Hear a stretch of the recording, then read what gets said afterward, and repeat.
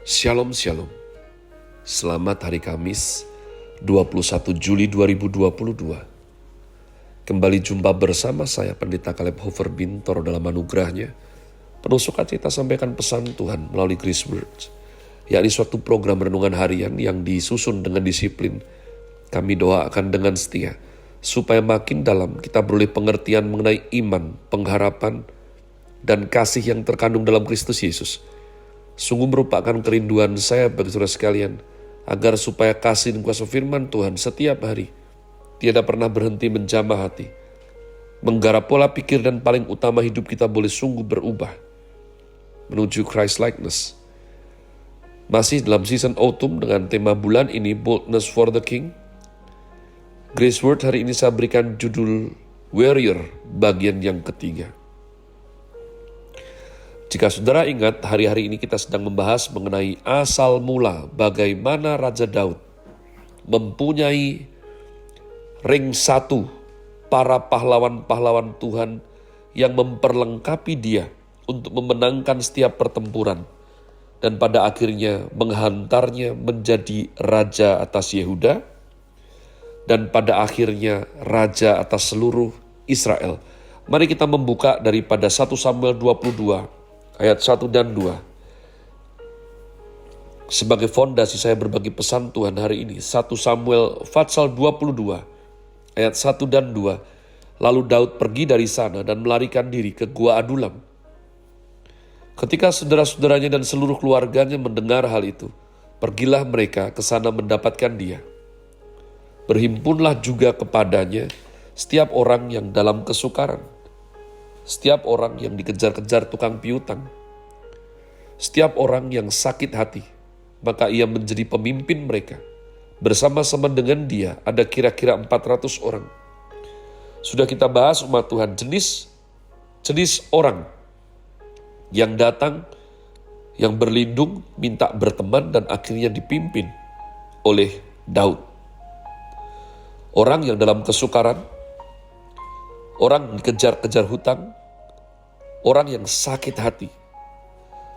Saudara lihat bagaimana seorang pemimpin itu bercita-cita mengidam-idamkan daripada mempunyai pengikut-pengikut yang gagah, pengikut-pengikut yang fungsional. Kalau tidak bisa melihat bahwa terang harus dihadirkan dalam kegelapan.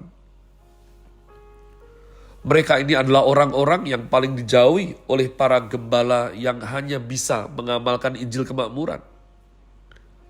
Si pun pahit, sudah dalam kesukaran, dikejar hutang, sakit hati. Tapi tahukah saudara bahwa Tuhan mengizinkan melalui orang-orang seperti inilah ketika dipulihkan oleh Tuhan, mereka menjadi orang-orang setia. Walaupun bukannya tanpa masalah, seperti Yoab misalnya, dengan roh pemberontak yang selalu menguasai dia, sehingga dalam frekuensi tertentu dia melawan Raja Daud, rajanya. Tapi paling tidak, Raja Daud mempunyai triwira.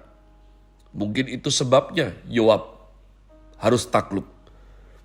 Karena walaupun Yoab adalah seorang kepala, tapi dia di bawah triwira.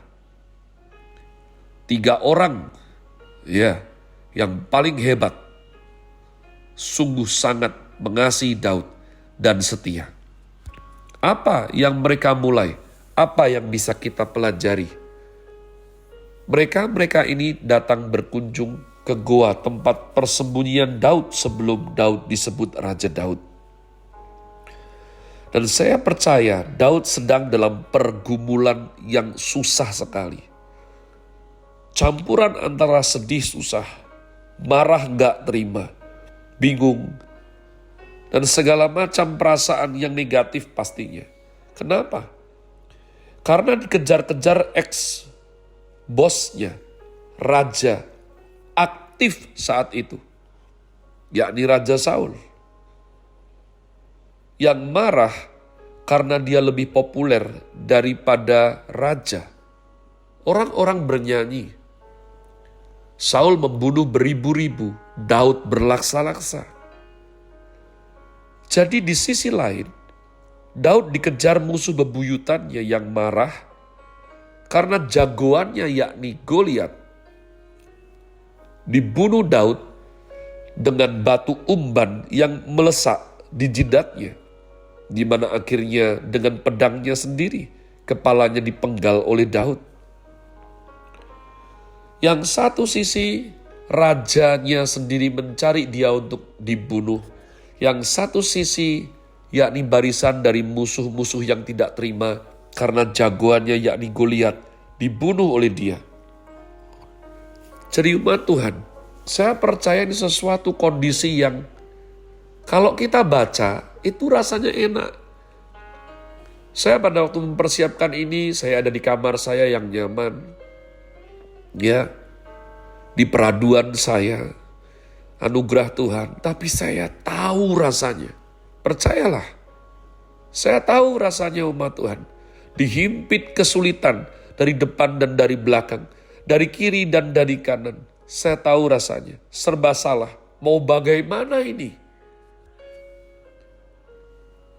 Dan saya kalau di titik seperti itu selalu menolak untuk berpikir kenapa terjadi, karena faktanya terlanjur terjadi dan sedang terjadi. Saya akan minta hikmat sama Tuhan, berseru-seru, Tuhan, bagaimana ini menyelesaikannya? Bagaimana ini menyelesaikannya? Jadi apa yang dilakukan oleh Raja Daud, apa yang dia tuai ketika orang-orang tersebut sudah dimuridkan, mungkin bahasa kita zaman modern di mentoring, dibapai. Maka ada suatu kisah pada saat orang Filistin sudah menguasai kota Bethlehem di saat musim menuai. Jadi mereka berkemah di sana dan menikmati hasil tuaian kota itu. Bethlehem adalah kota tempat Daud tinggal dan dibesarkan dulu. Jadi saya percaya Raja Daud punya memori yang indah tentang kota dan kenangan di tempat itu. Dan di dunia lama, jelas tidak seperti sekarang, mungkin belum ada es dawet, apalagi Coca-Cola, es doger, atau minuman spesifik seperti boba misalnya. Apalagi Starbucks, maafkan sebut merek ya.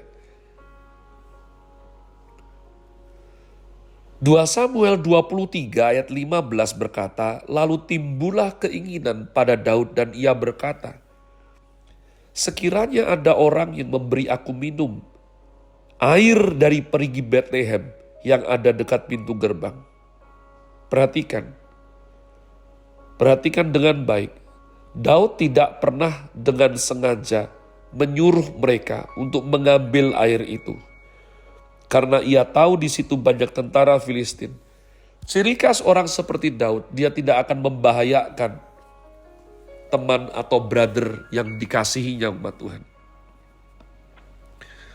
Walaupun tidak sebesar Raja Daud, saya sendiri dalam hidup saya bersyukur sekarang saya dihormati, disayang.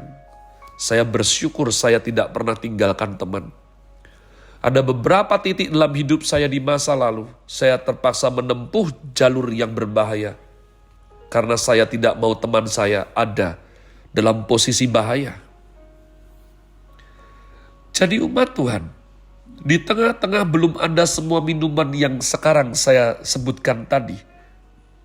Maka kemungkinan sangat besar air sumur yang bersih, bening, adem, sejuk, segar, itu sudah menjadi suatu kenikmatan dan kesukaan bagi mereka, terutama Daud.